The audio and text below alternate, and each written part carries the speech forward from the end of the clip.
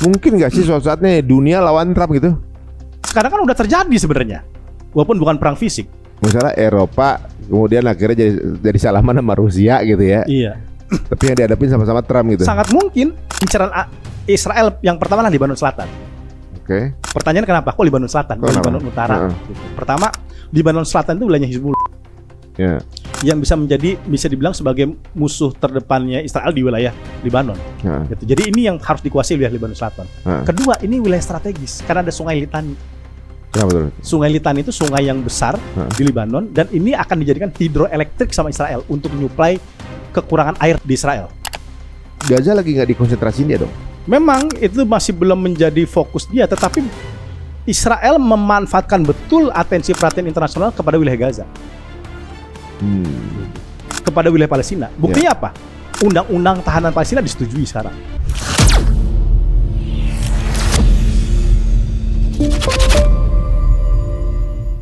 Dorongan untuk menyerang Iran itu bukan hanya terjadi di era Trump. Bahkan dari eranya Obama itu udah mulai didorong perang melawan Iran. Tetapi kan Obama itu nggak berpikir apa benar Iran tuh punya senjata nuklir. Udahlah kita negosiasi perundingan damai aja. Kan terbentuk kan JCPOA nanti 2015 tuh. Ya kan itu di eranya Obama. Dia lebih mendorong diskusi-diskusi yang lebih menekankan kepada diplomasi dan negosiasi, bukan kekerasan. Baru kemudian ketika Trump itu berkuasa menjadi presiden, dibatalkan kan perundingan damai itu. Dan kipasan itu terjadi di 2005, 2006 untuk pertama kalinya Amerika Serikat melakukan serangan kepada Teheran. Berarti tergantung orang-orang pembisiknya berarti ini ya? Iya, makanya ini kan perang yang tidak dipikirkan oleh Trump bahwa ini akan menjadi panjang. Mungkin dipikir karena ya gaya apa namanya? Ideologinya Iran ini kan menganut imam itu kan supreme leader, ya udah kayak nabi gitu lah ya. Iya.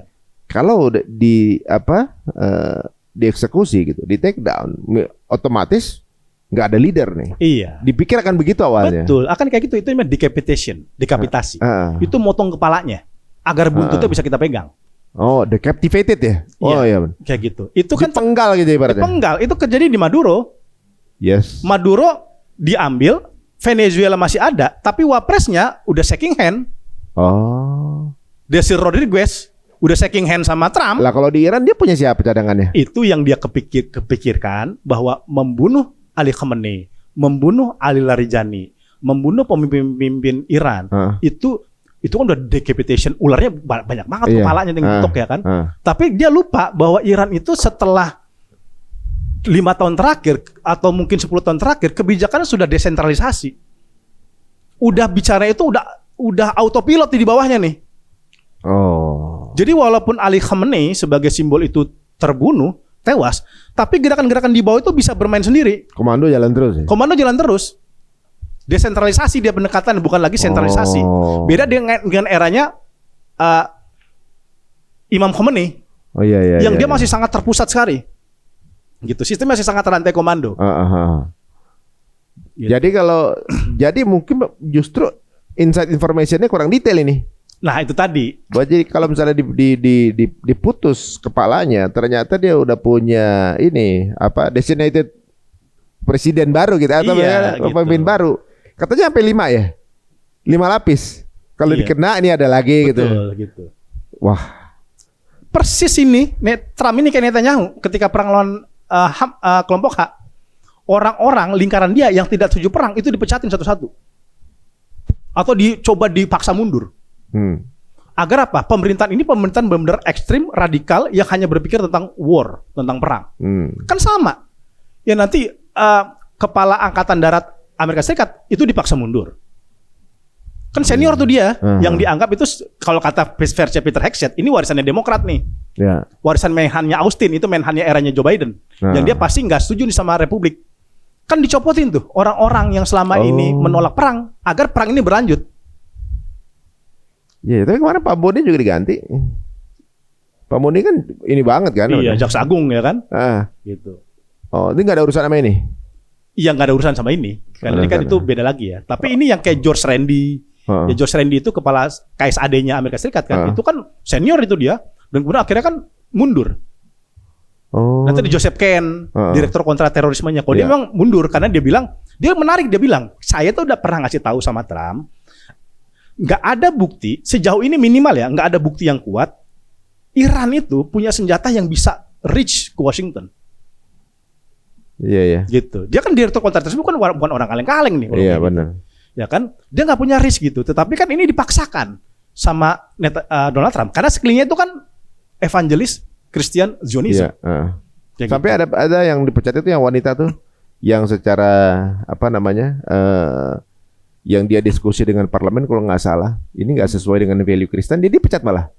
Iya. Gitu. Yang dia ngomong di Tucker itu. Bahwa ternyata memang seolah-olah value-nya value Kristen, tapi sebenarnya ini adalah kepentingan. Iya. Ada sesuatu yang kepentingan di atas gitu, termasuk ini ya pseudo Kristen lah. Gitu. Ini Zionisme Kristen. Iya, yang sampai kemudian membuat alasan-alasan perang perang salib gitu kan? Iya. Karena untuk menambah girohnya mungkin, karena para tentara-tentaranya udah lost motivation, mereka pada tahu kalau ini perang bukan buat Amerika, ini buat Israel. Iya. Dibilang perang salib biar mereka tambah berani gitu. Tapi justru ditentang sama kaum Kristen sana kan, termasuk Tucker Carlson juga ngomong gitu kan. Benar. Gitu. Ini parah nih. Tapi sekarang saya dengar tadi ada pernyataan dari Lovett itu kalau 10 perjanjian itu udah dilempar ke tempat sampah. Iya, betul. Maksudnya batal lagi semua atau gimana? Batal. Udah kayak gitu batal. Bahkan kan Trump nggak merasa dia telah menyetujui tuntutan 10 proposal Iran. Ini menurut saya juga agak aneh ini. Kok ini balelo sih dia? Tadinya oke. Dia. Tadi kan kalau kita baca di Truth Social nih, beda nih kalau dia ngomong sama di Truth Social kan. Kalau Truth Social kita punya bukti fisik tulisannya. Itu jelas kok. Ketika dia mengumumkan gencatan senjata tuh dia bilang saya mempercayai dan menerima 10 proposal dari Iran. Yang bisa dilakukan, bilang gitu kan? Ya, yang bisa dilakukan. Oke lah, itu sebagai dasar untuk masuk ke negosiasi. Belum sepenuhnya diterima. Tapi kan at least dia tahu dong 10 proposal itu. Dia nggak bisa kemudian berkelit bahwa itu kemudian proposal berbeda dari apa yang disepakati sebelumnya. Dia pintar tuh, dia bilang ini versinya berbeda nih dari yang kita kesepakati nih. Lah masalahnya versi Iran kan udah muncul berkali-kali, masa dia kemudian tidak langsung tahu pas di situ. Kayak baru tahu gitu, kayak kaget. Iya, ternyata 10-nya gini nggak jadi deh gitu soalnya gitu. Tapi ini justru yang dikorbankan itu justru pernyataan dia sebenarnya, dengan dia begitu tarik ulur gini kan takonya jadi beneran tako nih. Ya kan? Taco kuadrat ya. Taco kuadrat gitu. Jadi ibaratnya cuma bisa ngomong doang. Iya. Kemarin abis ngancem, ya kan? Abis mengancem mau menghabiskan peradaban. Iya. Berapa menit kemudian oke, jadi damai dengan ambil terima 10. Tiba-tiba 10-nya nggak jadi. Iya. Ini seolah-olah cuma buat nyabut ancaman dia doang. Iya gitu. Dia mau ngancam apa lagi? Besok orang udah ketawa kali. Nah ini ya komentar antum tuh benar terakhir. Kecaman-kecaman Donald Trump yang sangat ekstrim, mau mengirim kiamat segala macam, dan ternyata tidak terbukti. Ini kan berarti udah dibaca sama Iran. Lalu ketaker kekuatan lu semana. Berarti menjadi hampa kan? Ketika ada ucapan-ucapan seperti ini dilontarkan oleh sama Trump, itu menjadi hampa bagi Iran. Karena dia tahu ini sebenarnya tidak benar-benar berani dilakukan. Mending itu hanya dipercaya oleh Iran. Ini sekarang juga negara-negara sekutu Eropa itu udah mulai paham karakter Trump.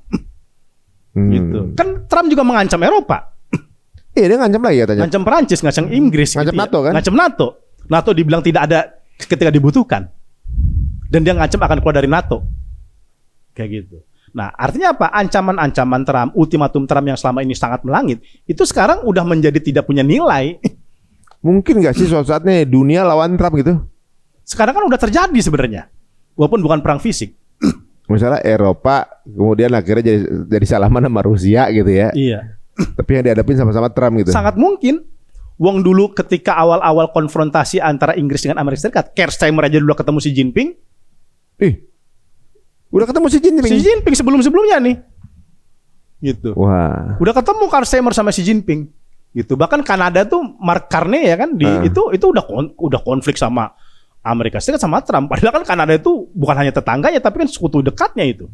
Iya udah nempel ya kan kayak tuh. Gitu. Tapi kalau kita lihat narasi dari Kanada kayak gitu, Macron juga bilang, bahkan kata Macron, ancaman Trump kepada Iran itu nggak logis sama sekali, nggak rasional, unreasonable. Kata Macron kan. Ini membuktikan ada friksi yang kuat sekarang antara negara-negara Eropa, sekutu-sekutu NATO dia dengan Trump gitu. Dan NATO akhirnya kan yang terbaru kan dia memahami kekecewaan Trump. Cuman kan NATO tidak punya pilihan, dia nggak mungkin ngikutin kegilaan Trump. Dia melakukan konfrontasi perang dengan Iran. Iya, maksudnya cari masalah gitu ya. Iya, dampaknya kan sekarang ke energi. Bener. Kalau Iran nggak punya Selat Hormuz, ya itu beda soal tuh. Iya. Punya rudal sekalipun gitu ya, itu mungkin dampaknya tidak begitu besar bagi dunia internasional. Selat Hormuz itu lebih berbahaya daripada rudal. Udah kayak nuklir ya. Iya, lebih berbahaya dari rudal. Kenapa? Nuklir ekonomi ya. Nuklir ekonomi, rudal ekonomi, bom atom ekonomi itu. Karena dampaknya bukan hanya ke Teluk, ke Eropa, ke masyarakat Amerika yang sekarang harganya itu udah naik 50%. Udah 100 katanya hari ini. Iya. Waduh. Makanya kan kenapa Hormuz itu menjadi prioritas utamanya Trump. Dari negosiasi selama ini kan kita bisa simpulkan yang paling menjadi prioritas ialah dibukanya Selat Hormuz. Kenapa nggak dari awal aja Trump? Gaya-gayaan gua mau nolongin penduduk Iran. Gue pengen apa nuklir. Bilang aja meminta Hormuz gitu aja kan jelas ya. Iya. Ini kan kelihatan banget ketahuan ternyata niatan asli itu Hormuz doang. Inti utamanya tuh Hormuz. Dan di sini mereka menggunakan alasan-alasan pembenaran. Berarti udah berapa kali mereka yang bohongin dunia ya? Pakai alasan yang lain untuk adakan pembenaran, boleh ngelakuin itu gitu. Kayak senjata pemusnah massal di Irak, nggak taunya ngambil minyak, gitu kan, macam-macam gitu. Nah ini sekarang dunia makin terbuka nih kelakuan dari si Bapak Orange ini. Nah kalau sekarang, kalau nggak salah tadi saya lihat dia juga ngancam setelah ini akan Greenland, tapi ngomong lagi dia Greenland. Iya, ngomong lagi sekarang. Orang jadi ya udah lo ngomong apa terserah jadi kayak gitu. Iya jadi kayak gitu sekarang. Jadi nggak ada nilainya. Kredibilitasnya tidak hanya jatuh kredibilitas Trump, tapi kredibilitas Amerika hari ini. Orang sekarang Trump Amerika ngomong HAM, demokrasi, ngomong soal ancaman segala macam udah nggak didengar. Karena terbukti pembuat ancaman itu dia sendiri. Iya. Norma atau standar-standar HAM basi udah. Demokrasi dari mereka basi. Mereka juga pelanggarnya, pelanggar HAM, pelanggar demokrasi, pelanggar apa? Ekonomi. Mereka pelanggarnya semua. Jadi secara norma standar norma yang ada di dunia yang mereka rumuskan diruntuhkan sama mereka sendiri. Nah, salah sendiri nih. Kalau sekarang nih kondisinya kalau Hormuz itu tuh berarti kan Eropa sekarang masih suffering ya? Masih suffering. Seluruh dunia suffering, bahkan akan menjadi lebih suffering karena Iran menerapkan standar $2 juta. Yang seharusnya saya sendiri itu nggak setuju Iran menerapkan seperti itu. Cuman mungkin dia nggak ada pilihan. Ya. Gitu. Karena dia Selat Hormuz itu betul jadi daya tawar bagi Iran hari ini. Tanpa ada Selat Hormuz mungkin Iran tuh nggak punya kekuatan diplomasi yang maksimal tuh secara geopolitik. Ya, tapi karena dia menguasai Hormuz, itu salah satu jantung perdagangan minyak, akhirnya Iran tuh meningkatkan kapasitasnya dia yang sekarang ya kan. Karena kan Selat Hormuz itu harusnya itu dia kalau dalam hukum internasional dia bebas itu navigasi. Ya, itu bebas navigasi gitu. Itu semua wilayah itu bebas dimasuki oleh negara-negara lain. Hormuz dan berikutnya fiber. Iya. Fiber optik itu. Fiber optik. Oh, itu juga dia punya banyak pegangan sih sebenarnya. Tapi sebenarnya agak-agak adil juga Iran karena walaupun 2 juta dia kasih tarif, 1 jutanya dikasih Oman kan? Iya. Maksudnya juga bukan yang serakah juga. Benar, gitu. Iya. Karena emang Hormuz itu kan di 2 wilayah itu, wilayah Oman dan wilayah Iran. Benar. Tapi sekarang gini mungkin karena Iran ngerasa bahwa yang babak belur gua. Iya. Lu mah gak diserang gitu. Gua butuh nih buat pembangunan mungkin begitu kali. Iya. Iya itu kan yang menjadi dasar dalam 10 poin Iran itu kan. Kenapa dia memungut upeti ya? Karena ini untuk membayar reparasi. Reparasi bangunan infrastruktur yang hancur kan. Energi hancur, fasilitas militer hancur, sekolah hancur, fasilitas publik hancur gitu. Dan Amerika Serikat kan nggak mau membayar itu semua. Saya dengar warga Iran kemarin sempat turun ke jalan ya waktu ketika mau ada ultimatum itu. Iya. Udah berani banget ya? Iya karena gini, peradaban tidak akan hancur lewat bom. Ya kan Amerika mengatakan kami akan menghancurkan peradaban, the whole civilization dia bakal kan. Itu nggak pernah hancur. Karena ini kejadian ketika perang Iran-Irak bermula pada tahun 80-an, Saddam Hussein itu bukan hanya ngebom, dia bahkan mengirim serangan senjata kimia, bahkan menduduki wilayah Iran. Sampai diduduki wilayah Iran loh sama Saddam Hussein di provinsi Khuzestan. Tapi apakah itu kemudian membuat Iran lemah dan Iran mengalah? Enggak. Nanti 2 tahun berikutnya, 82, dia berhasil merebut kembali itu wilayah yang dikuasai oleh Irak. Gitu. Jadi dia udah punya pengalaman, bahkan dibom, dikirim senjata kimia, diserang oleh Saddam Hussein, bahkan diduduki, itu tidak membuat mereka kalah. Itu yang membuat dia confidence. Apa karena wilayahnya besar kali? Karena dia punya militansi. Oke. Gitu. Dia punya militansi, dia punya kekuatan proksi, dia punya pasukan ideologis gitu ya. Karena kan sejak itu kan IRGC kan sempat dibuat oleh Imam Khomeini ya kan sebagai faksi militernya Iran dan kemudian mereka bertarung juga dengan Saddam Hussein kayak gitu. Dan sekarang kalau kita lihat Iran itu pemerintahan IRGC.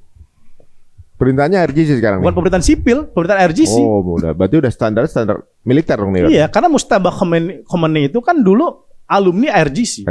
Dia punya jaringan yang sangat kuat ke IRGC. Gitu. Bahkan sekarang di Sekretaris Dewan Keamanan Nasional itu kan itu juga orang IRGC, orang yang bisa dibilang tidak ada kompromi. Jadi pemerintahan Iran hari ini pemerintahan militer. Ya.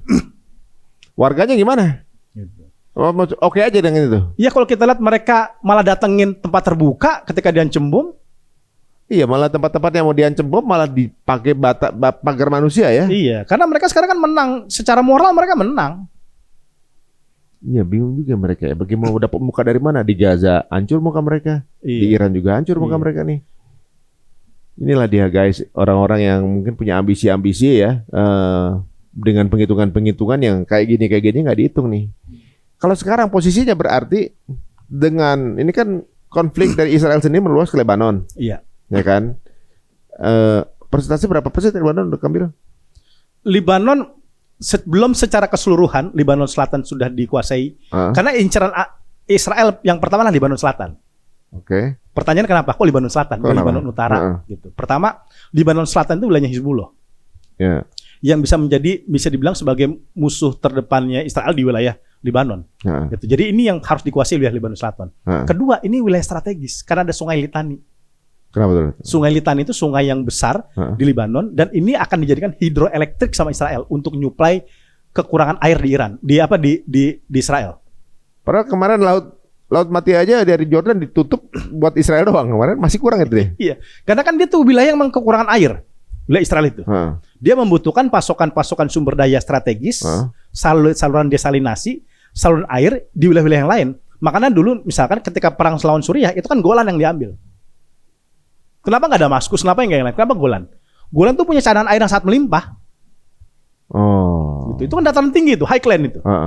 Ya, dataran tinggi yang punya air yang itu kemudian bisa memasok kebutuhan perairannya Israel. Tapi kan tidak cukup hanya Golan. Maka itu kemudian dia berusaha untuk menguasai Libanon Selatan. Dan di situ ada Sungai Litani. Gitu. Nama operasi Israel aja ketika perang sama PLO di Libanon, kan PLO dulu basisnya di Libanon. Yeah. Itu perang Israel tahun 70-an namanya Operasi Litani. Israel itu. Pakai nama Litani Operation. Targetnya itu berarti. Targetnya itu. Tapi belum dapat sekarang kan? Sampai sekarang belum dapat. Tapi itu yang menjadi visinya mereka untuk kemudian berhasil menguasai Sungai Litani. Kalau sekarang ini kondisinya Israel lagi mungkin gini ya. Dia ini dianggap proksinya Amerika sama Iran, dia yang dibantai. Iya. Karena yang terdekat dia kan, bukan Amerika kan. Iya. Nah dia ngerasa yang terdekat dari Iran, proksinya Iran, Lebanon. Betul. Sekalian diambil wilayahnya nih. Iya. Sampai pasukan-pasukan PTSD-nya dia diangkut juga untuk perang. Berarti Gaza lagi nggak dikonsentrasiin dia dong. Memang itu masih belum menjadi fokus dia, tetapi Israel memanfaatkan betul atensi perhatian internasional kepada wilayah Gaza. Gitu. Kepada wilayah Palestina. Buktinya apa? Undang-undang tahanan Palestina disetujui sekarang. Udah jalan itu apa tuh belum? Itu udah disetujui. Ya udah jalan berarti, udah diketok palu di paripurna. Belum ada yang dieksekusi kan? Belum ada, tapi ini kan nanti dia begini. Jadi itu tidak berlaku surut. Tidak berlaku kepada tahanan Palestina sekarang. Ya. Tapi berlaku kepada orang-orang Palestina yang nanti terbukti melawan Israel dengan tujuan menghapus negara Israel, dia akan diberikan undang-undang ini. Dan undang-undang ini kalau kemudian tentang orang-orang Palestina dinyatakan bersalah dalam waktu 90 hari dia harus dihukum mati dengan cara digantung. Ini memang agak gimana ya? Bukannya agak lagi, sangat zalim sekali karena orang dihukum mati karena kesalahannya, Pak. Kesalahannya karena dia berwarga Palestina. Ini kan aneh. Iya. Ini agama yang rasis banget ini.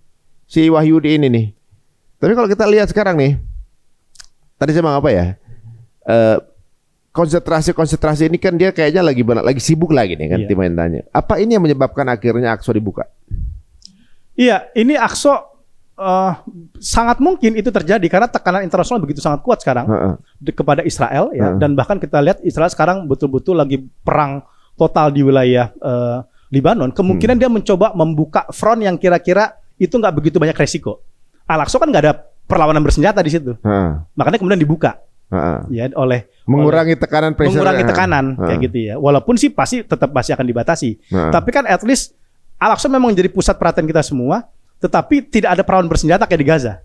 Ya. Nah, makanya itu kemudian mencoba dilepas oleh Israel ya, dari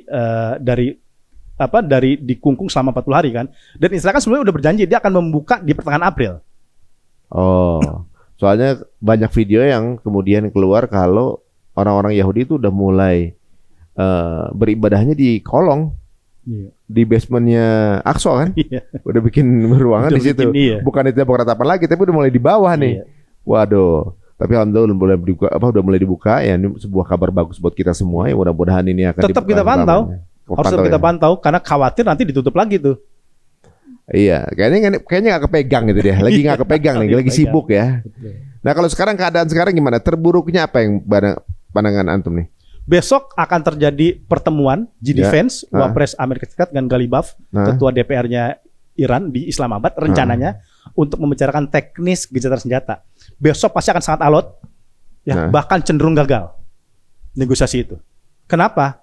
Pertama, ada multi tafsir dari Amerika Serikat dan Iran. Iran mengatakan 10 poin itu sebenarnya sudah diterima oleh Donald Trump, tapi Amerika Serikat mengatakan itu bukan versi yang kami setujui. Nah, padahal di statementnya DT udah bilang setuju dia. Iya, udah setuju gitu. Itu satu. Kemudian tuntutannya begitu kuat, yaitu Amerika Serikat minta Selat Hormuz dibuka dan dia juga punya campur tangan di situ. Oh. Nggak mungkin ini dipenuhi oleh Iran. Iya, nggak mungkin lah. Dan kemudian juga Iran meminta seluruh pasukan Amerika Serikat angkat kaki dari Timur Tengah. Ini pun juga sulit dipenuhi oleh Amerika Serikat. Kenapa? Pertama, dia sudah bercokol lama di situ dan itu sebagai bargaining dia ke Timur Tengah. Kedua, ini belum tentu disepakati Kongres.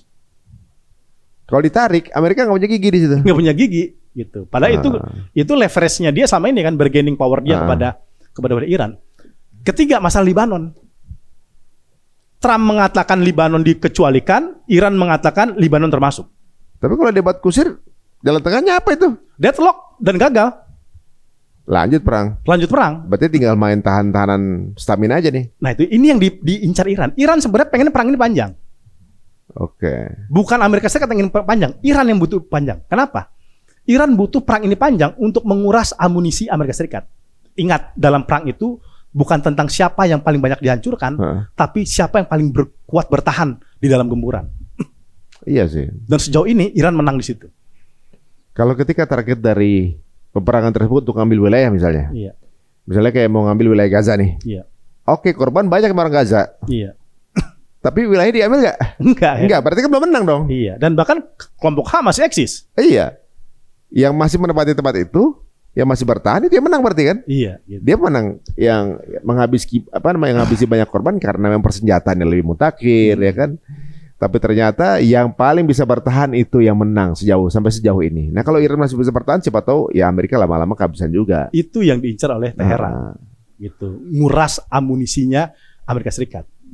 Cakep banget sih kalau Amerika jadi negara miskin ya. Cakep banget itu dah. Biar jadi negara miskin. Dia ngutang ke kita dong. Iya, ngutang ke kita gitu kan. Udah masalahnya dia udah dimusuhin semua negara, negara temennya, jadi negara miskin. Gitu. Dan kalau Iran Amerika miskin, Prabowo jadi ketua BOP, Donald Trump anggota. Ya masalahnya kalau dia udah miskin kita tetap jadi anggota itu yang parah.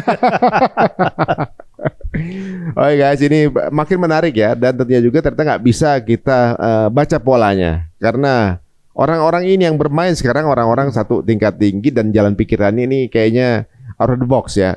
Kita lihat aja ya. Mudah-mudahan akan menjadi ke arah yang lebih baik ya. Karena kemarin kalau ternyata di nuklir Iran pas saya di Jepang itu ngeri banget. Bisa berasa. Tapi mudah-mudahan nggak ada nuklir-nukliran ya. Karena siapapun yang mengirimkan nuklir ke sebuah negara, maka dia pun akan rugi ya. Karena ketika satu negara yang mengirim, maka dia juga akan jadi target. 1, 2, ekonomi akan hancur kembali ke zaman batu, bukan cuma buat yang di nuklir, tapi buat dia juga. Semua tatanan dunia ini langsung rusak, hancur berantakan. Mungkin dia mikir 2 kali mengenai itu.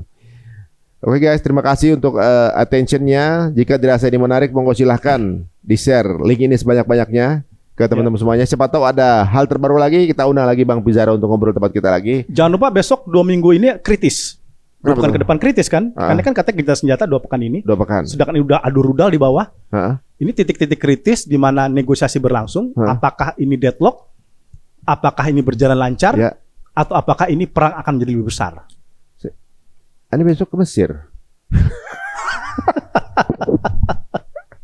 Ini gimana ceritanya kalau masih? Ya udah damai nih, udah damai nih pekan. Karena kalau kemudian ini pecah konflik lebih besar, Iran udah bilang ngancem serang Laut Merah. Nih, gitu. Kalau Laut Merah berarti yang kena ini dong. Arab Saudi kena dong. Iya, negara-negara Teluk lah. Babul Mandeb juga mau diserang. Wih, Mesir kena juga dong. Kena juga gitu. Karena ini kan perang udah nggak bisa Trump nggak bisa dipegang omongannya. Ya udah gue sekalian perang habis-habisan aja kayak gitu Iran. Dan dia siap kan perang untuk habis-habisan. Karena dia udah mempersiapkan perang ini puluhan tahun. Dan Iran bahkan diprediksi dia kuat bertahan sampai 10 tahun. Apalagi kalau di belakang ada Cina lagi ya. Ada Cina, ada Rusia, dan Hormuz masih dikontrol sama dia. Iya, dia kalau dia ekonominya nggak apa-apa, minyaknya dia punya, kan dia pakai terus sendiri kan. Sampai dikucur-kucurin kan sono kan. Kita bagi mereka udah dia bisa pakai minyaknya, yang lain pada udah kausan minyak kan nggak punya gitu. Wah, ini waktunya sebenarnya gantian Iran blokade Amerika. Iya. Makasih Bang. Oke, ini makin menarik ya. Insya Allah mudah-mudahan besok kalau ternyata ada perubahan lagi gitu. Donald Trump wafat gitu kan, siapa tahu kita ngobrol lagi nih. Netanyahu stroke kan gitu kita dari pengen. Dari Mesir ya. Iya benar-benar dari Mesir kalau perlu. Wah, kita pikir bahwa ada 2 minggu waktu nih bisa ke Mesir, kemudian bisa balik lagi, ada kesempatan untuk support teman-teman di Gaza. Tapi ternyata kalau batal berarti 2 minggu ini hati-hati. Lah, kita mau berangkat lagi. Ya mudah-mudahan nggak terjadi apa-apa teman-teman semuanya, dan semoga yang terbaik untuk semua saudara kita yang ada di Indonesia, khususnya di Gaza, di Aqsa, dan semua seluruh dunia ya. Hilangkan, menurut Allah, hilangkan nih dua The Madman. Iya benar. 2 orang gila ini dari muka bumi ini. Sampai ketemu lagi teman-teman semua. Assalamualaikum warahmatullahi wabarakatuh. Waalaikumsalam warahmatullahi wabarakatuh.